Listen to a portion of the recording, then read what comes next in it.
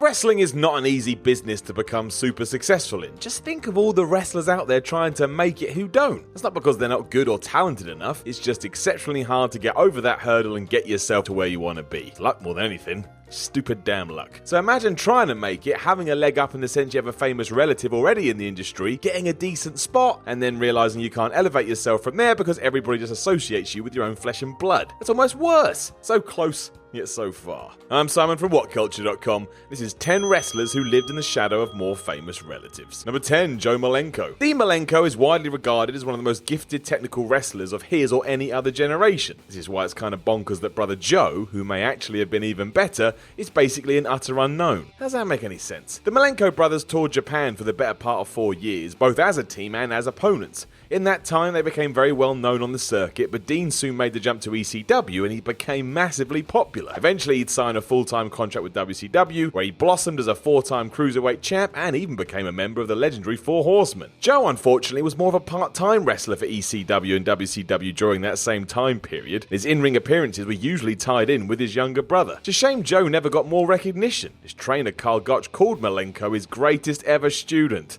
And this is a man who trained the best of the best. Number 9, Stevie Ray. Harlem Heat remains one of the greatest tag teams in history, and they were WCW tag champs within 1 year of debuting. The success continued too as they became 10-time champs by the time they broke up, but everyone always thought Booker T had more potential than his older brother. Once Harlem Heat had separated, that became even more evident. While Booker went on to become a five-time, you know the gist, WCW World Champ and even carry the company for a while, Stevie Ray was just one of the BNWO members who was just kinda there. It's all kinda summed up when you remember that Booker made the jump to WWE after WCW collapsed, whereas his brother just walked off into the sunset. Maybe he was just done, maybe he was bored of always being compared to his little bro. Number 8, Bo Dallas. This was always going to be tough because the Wyndham brothers, e.g. Bo Dallas and Bray Wyatt, entered the WWE system within a year of each other, and there's only 3 years difference in age. It was always going to work out that one would hit a higher peak than the other. Boy, howdy did that happen. Given that Bray Wyatt is considered a top guy, even if he does lose a lot, and Bo is, well, Bo, it has become apparent now where the pair's footing is, or at least for the time being. That kinda sucks too, because down in NXT, Dallas was genuinely awesome and had all the potential in the world. This is why it would be great to team the two up at some point and give Bo the rub he deserves. If there is a shadow hanging over him, may as well get in nice and deep with it. Number 7, Chris Von Erich. Known as much for their wrestling prowess as their family tragedies, the Von Erich's youngest, Chris, saw all his siblings find great success in their father's company. Unfortunately for Chris though, he was just 5'5" and topped the scales at 160 pounds, whereas all his brothers were much bigger, which does help in wrestling, you may be surprised to know. His small stature combined with severe asthma and a degenerative bone condition that made him incredibly injury prone kept him from becoming a full-blown superstar. Chris still got work because of his name, but it was clear early on that he had a difficult road ahead of him. Sadly, he was a lot like his brothers in that he abused drugs and he also ended his own life at a tragically young age because he was still reeling from his brother's Mike's death. Number 6, Horace Hogan. Horace Hogan put himself in someone else's shadow by gleefully riding his uncle's coattails. Using the name Hogan in wrestling and not wanting people to connect you with the Hulkster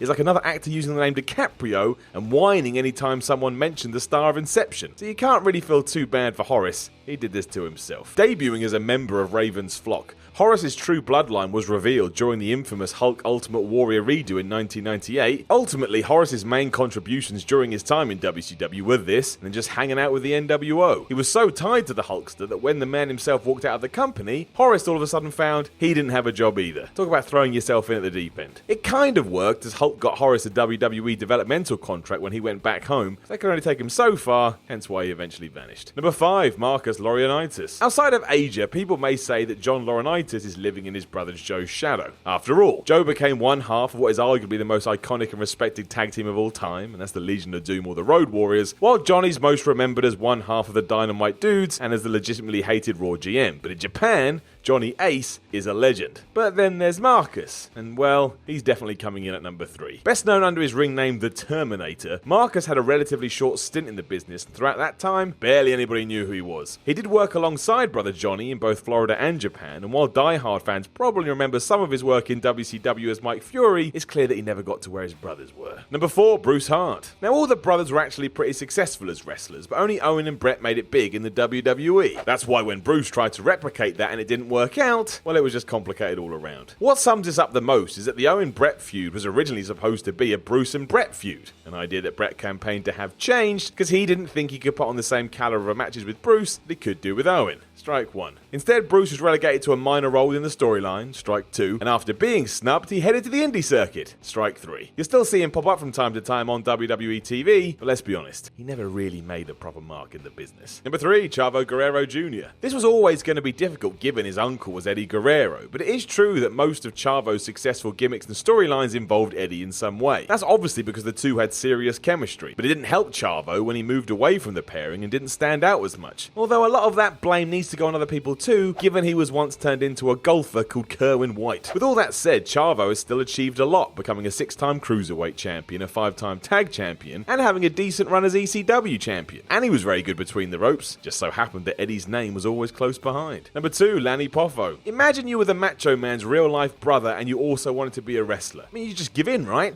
How are you going to do it better than one of the best of all time? The two did start out together in International Championship Wrestling, an indie promotion run by their father Angelo, and they were somewhat of a hit. From there, however, they went in very, very different directions. While Randy became a megastar, Lanny became Leaping Lanny, wore suits of armor, read original poetry about his opponents before matches, and eventually called himself the Genius. Lanny has gone out of his way to say the only reason he got booked in WWE was because he was part of a package deal with Randy, and Randy did look out for him backstage too. To be fair, this is a lovely story all around. Number 1, Vic Steamboat. Getting into wrestling a decade after his older sibling, Vic adopted his brother's ring surname despite his real name being Vic Blood, which sounds like the most wrestling name I've ever heard. He spent 99% of his career floating around the independent circuit, although he did get one match in WCW in 1996 against Arn Anderson. It was rubbish. Vic Steamboat's wrestling style can be summed up like this. He had the basic moveset of Ricky Steamboat, but he executed that with the precision and patience of a sad fish.